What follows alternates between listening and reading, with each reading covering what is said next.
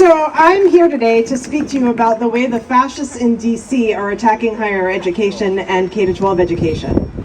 As with every issue, these attacks just keep coming, so I'll focus on some of the hardest hits. Louder. Louder. The fascists in DC are demolishing federal funding for education, including the Department of Education itself.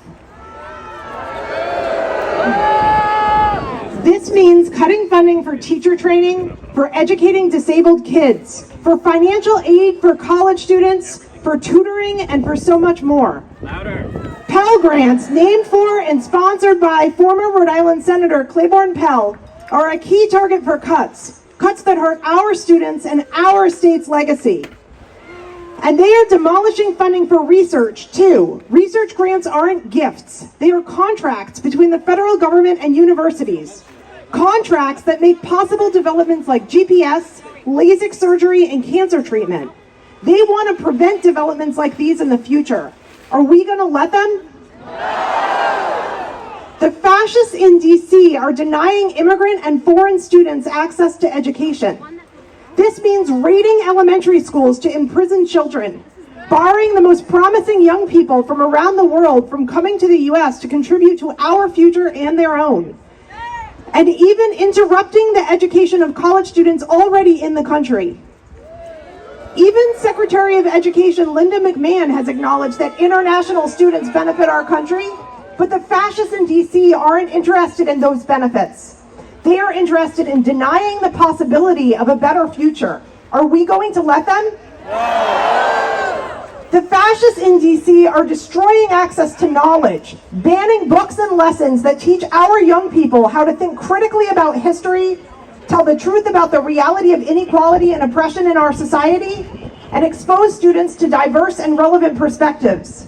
They want to prevent us from knowing the truth about the history of slavery and genocide in our country and our world, about the reality of gender inequality, and about the impacts of climate change on our future. Are we going to let them?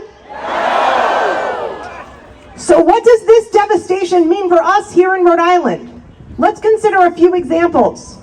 The cuts to federal financial aid will decimate access to higher education for thousands of Rhode Island students, destroying opportunity for these students and their families, the very people who build our state's future, and thus also shrinking our economy. Is this good for Rhode Island? The cuts to research funding will decimate jobs and destroy futures in some of Rhode Island's most important industries, like biotech, ocean science, and medicine, leading to layoffs and financial losses on a major scale. Is this good for Rhode Island? The bans on international students will decimate the innovation, creativity, and financial contributions of amazing people from around the world who come to Rhode Island. Folks who contribute over $270 million a year to our economy and make up over a third of those studying at the Rhode Island School of Design. Is this good for Rhode Island? The threats to curriculum will decimate our state's potential, reducing the critical thinking skills necessary for solving our most pressing problems, the knowledge necessary for robust civic engagement, and the understanding necessary for working and living in diverse communities. Is this good for Rhode Island? But you can speak out nationally and locally to fight for a better future. At the national level, you can visit aft.org/action to easily write to members of our congressional delegation and urge their support for both K-12 and higher education. At the local level, get involved in defending our communities. Go to your next school committee meeting, which might even be this coming week, and consider speaking at the meeting or even running for school committee to help ensure that all kids in Rhode Island have access to high-quality curricula that reflect the diversity of our contemporary world, meet kids' emotional and social needs, and are not censored by reactionaries.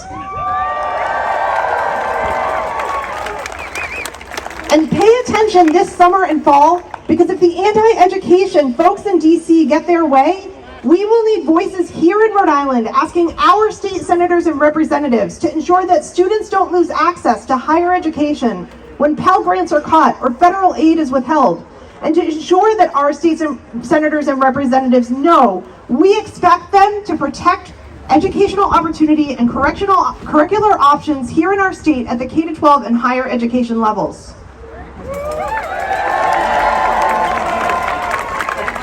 As far back as Thomas Jefferson, American thinkers have observed that it is education that is the foundation of preserving our freedom, and that education provides the tools for democratic citizenship.